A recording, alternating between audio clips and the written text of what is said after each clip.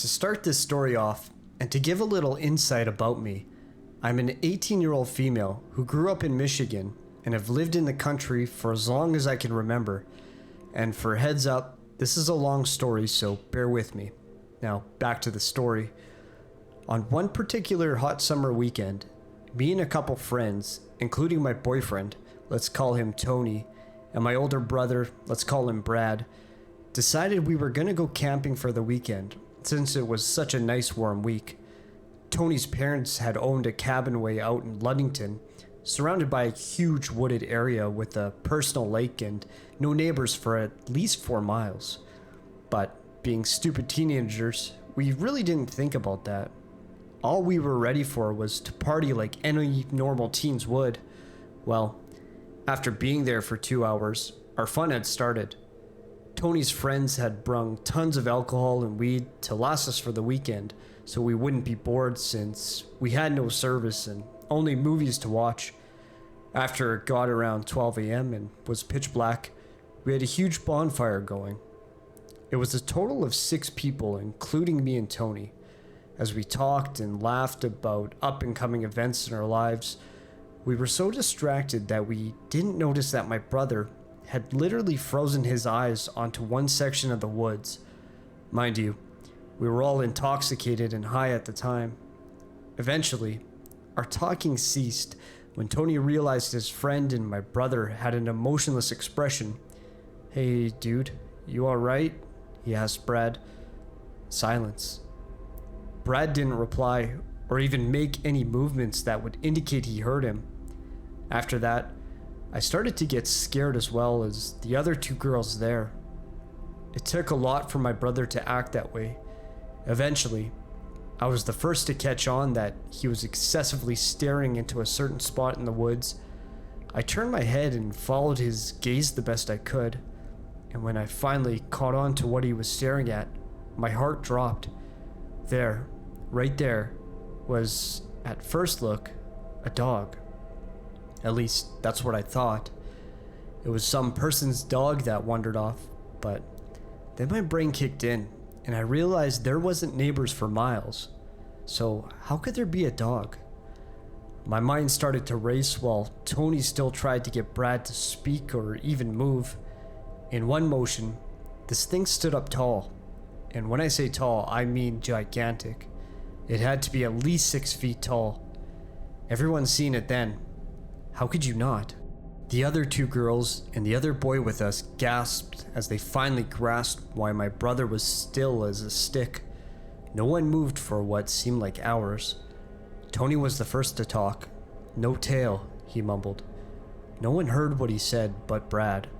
And I swear to you when I say his eyes widened as big as pan saucers. That freaked me out immediately. "What did you say?" one of the girls asked. "It has no tail," he hissed at her. My heartbeat stopped. He was right. There was no tail on this thing. Suddenly, my clouded alcohol mind cleared up in a fraction of a second when I finally realized what this thing was. Now, I understood why my brother was basically crapping his pants. The thing was a skinwalker. My instincts kicked in right then and there, but before I could get the heck out of there, the thing let off a terrible stench like rotting meat before screaming inhuman-like.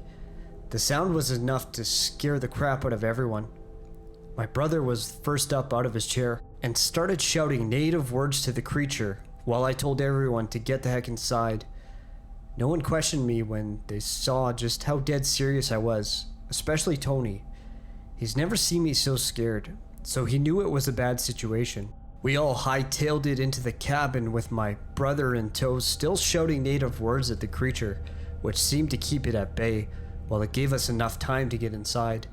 He slammed and locked the door before turning all the lights off and grabbing a special ash from the kitchen counters and started throwing it at every window and door while chanting.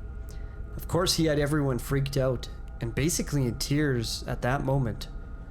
After he was done, no one said a word for a long time, all of us still in shock. He grabbed our dad's pistol and had it posted by him for hours. Everyone was entirely too shaken up to even question what happened. We must have fallen asleep eventually because I woke up to my brother packing all our stuff into the 2 cars early in the morning. I understood why.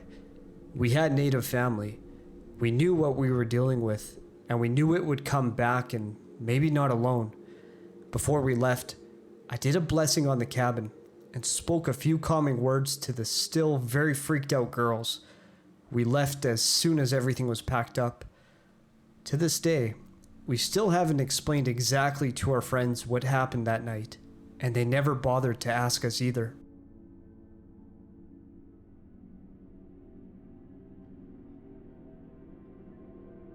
Okay, Skinwalker is a big leap, especially since it happened in my own home. But I need at least some form of idea what happened, or closure that this happens to someone else. And anyone can pitch in with ideas, I just can't simply ignore it.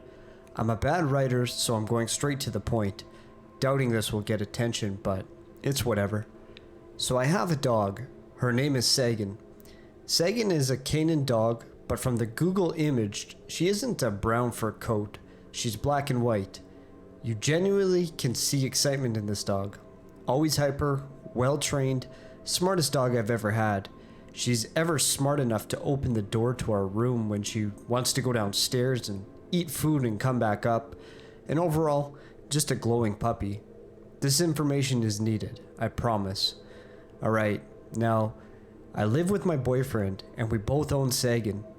Me and my boyfriend stay up late for his streams for Twitch, and we always play COD or Minecraft or whatever. Don't remember the time exactly, but I'll say around 2 a.m. Sagan was in our room, next to my boyfriend's setup, watching him play. He was hungry, so I went downstairs to make noodles for him. I remember opening the door, and I looked at Sagan and talked to her in a baby voice. "Want to come down with me, Sagan?" And usually, if she wants to, she goes to run outside the door and will wait for you at the start of the step and walk you down. If not, she sits down and stares. This time, she sat down, which answered my question. Walked downstairs, nothing out of the ordinary, and when finished, I headed towards the stairs with bowl in my hand. Start of the steps, I see Sagan lying in the middle of the stairway, which shocked me, because usually when she changes her mind or checks up on you, she goes downstairs, she runs to me and just follows me everywhere, every step. I didn't hear the door open, if she did open it, but I ignored it and excused it for me just simply not hearing her open the door anyways. Sagan, she looked tired. I looked at her and she never slept downstairs when she always slept with us, so I was kind of worried, but not too much to freak out. Just more like she's tired and maybe she wanted to lay there. So I pet her and talked to her in a baby voice and said, "Love you." And I expected the door to our room to be open.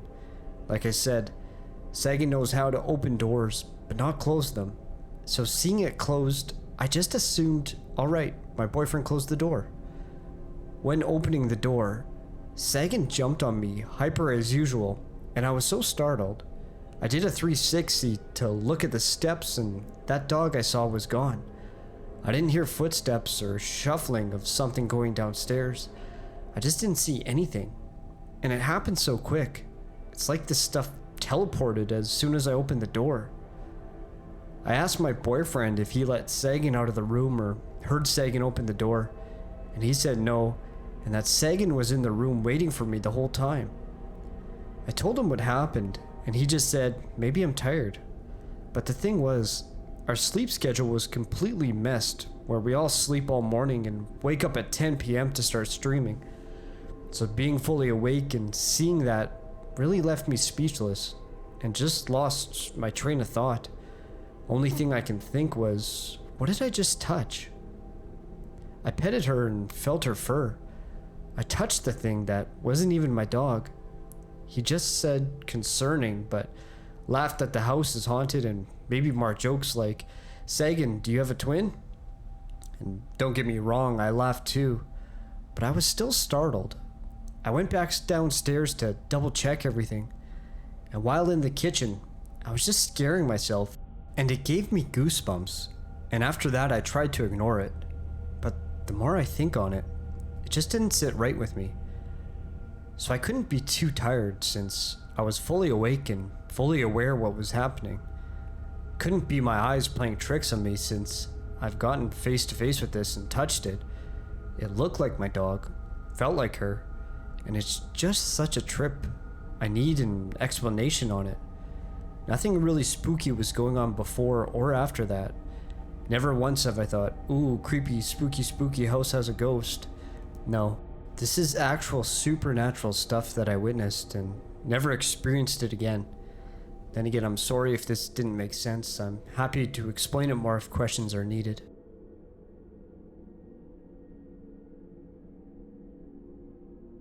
I have been wanting to tell this story for a very long time, but have been too lazy to write it out. Maybe it will be therapeutic, or maybe it will just stir up the sediment of torment. Guess I'm about to find out. I would like to say before beginning that I'm not a person who claims paranormal events have plagued them for their entire existence. I have witnessed some weird stuff, but the happenings have been pretty few and far between. When I was just a young chap, I had these horrible night terrors as well as reoccurring nightmares. The difference between the two being that one usually does not remember night terrors. I do not remember mine. Part of me is glad I didn't, but part of me wishes I could. My brother and I shared a wall between our rooms. During these night terror episodes, I would scream so loudly I would actually wake him up. We had a decent home, and the walls certainly were not paper thin. He told me during these episodes I was usually screaming for whatever it was to get away from me. Please stop. Screaming in fear. Things of that nature. I'm sure you get my drift. I'm unsure if my night terrors and nightmares were interconnected. My gut tells me yes. During these nightmares, a little old evil woman would break through my window, proceed to terrorize me, and snatch me from my room. I don't recall actually seeing her on a broom or anything like that, but she was an evil old lady, and she stole me through my window, so of course I rightfully named her the witch.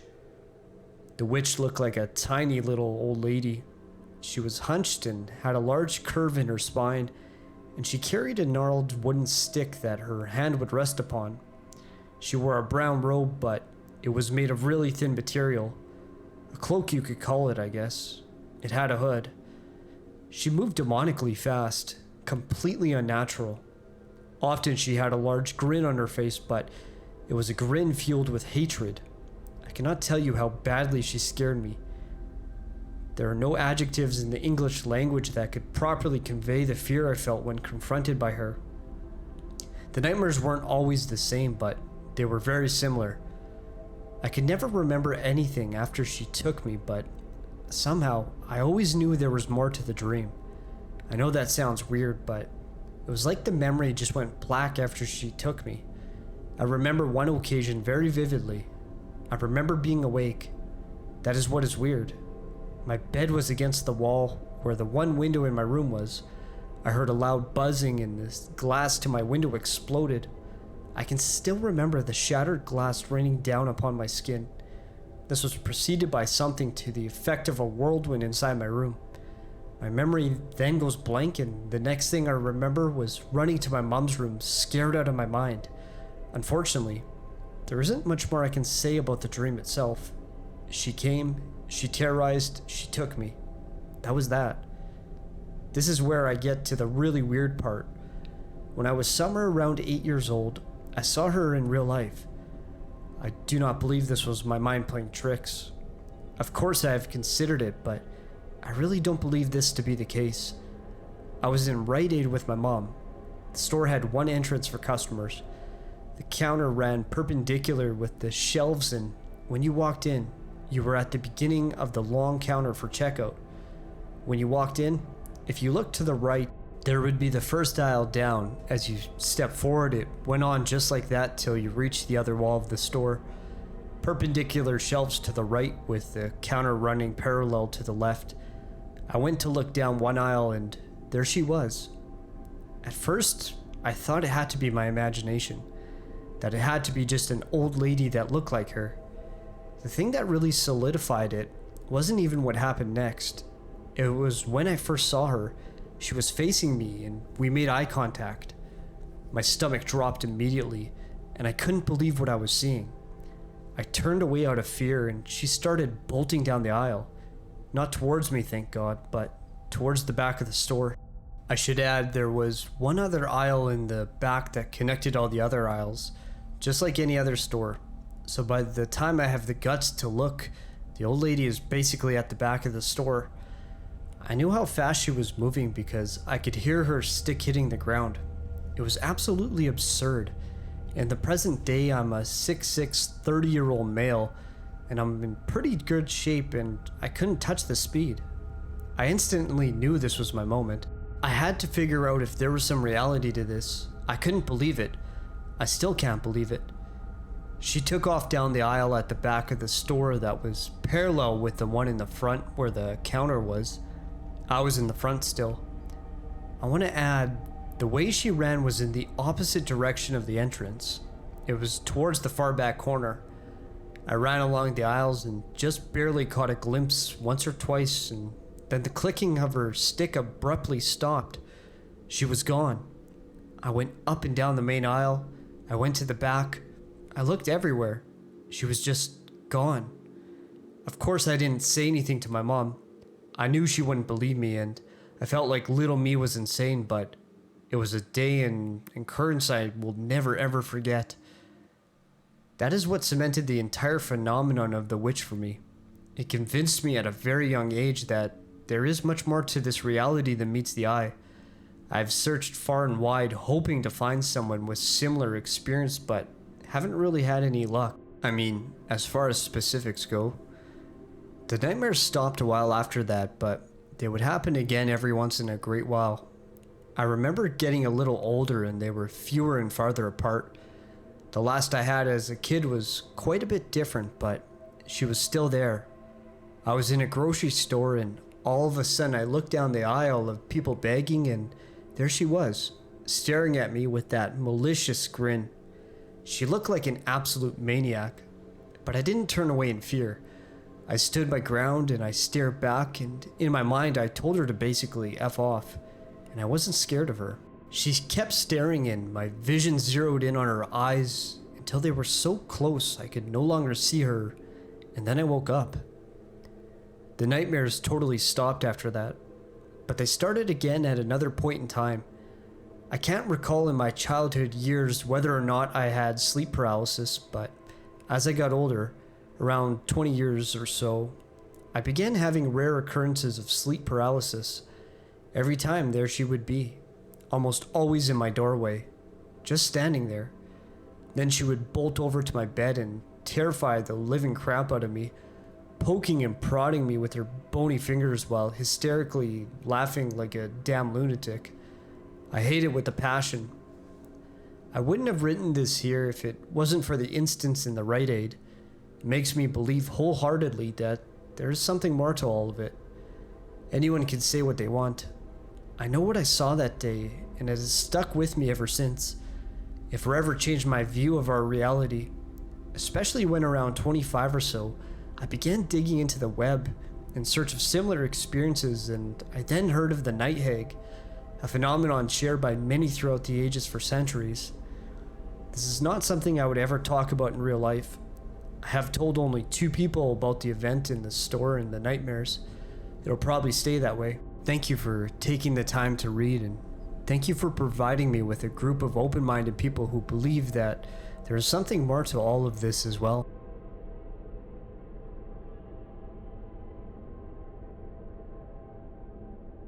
I've been a long-time lurker in this sub, and I always enjoy the stories posted in here, so I thought I would share one of mine.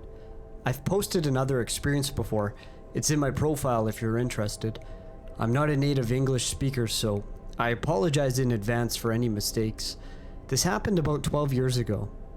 When I first started university, I met a girl, and since we were studying the same major and had similar interests, we became fast friends. One of our common interests was the paranormal.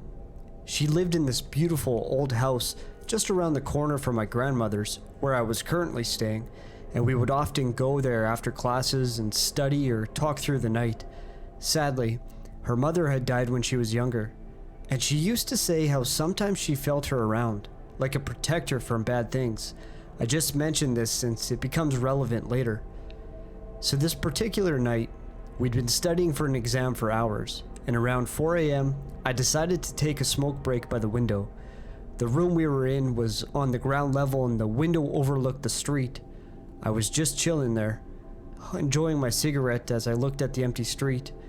Due to the lateness of the hour, there was no one out there, not even cars driving through. Suddenly, something appeared out of the corner of my eye, and I turned to have a better look. It was an old lady, just standing at the edge of where the window started.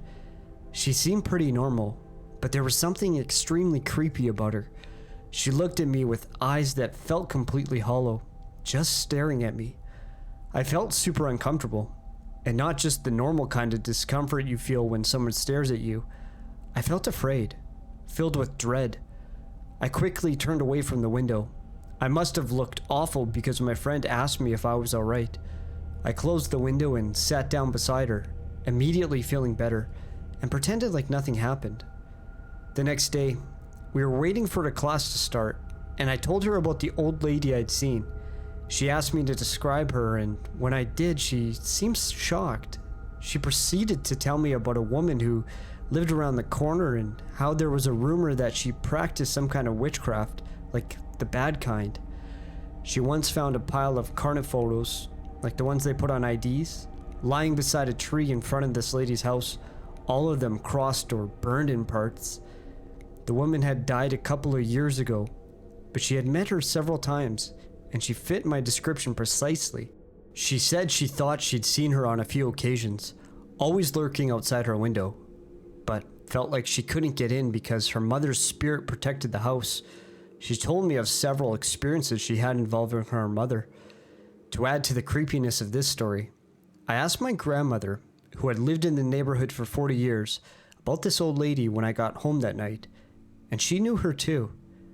She always said that this woman was very nasty and also rumored to practice witchcraft.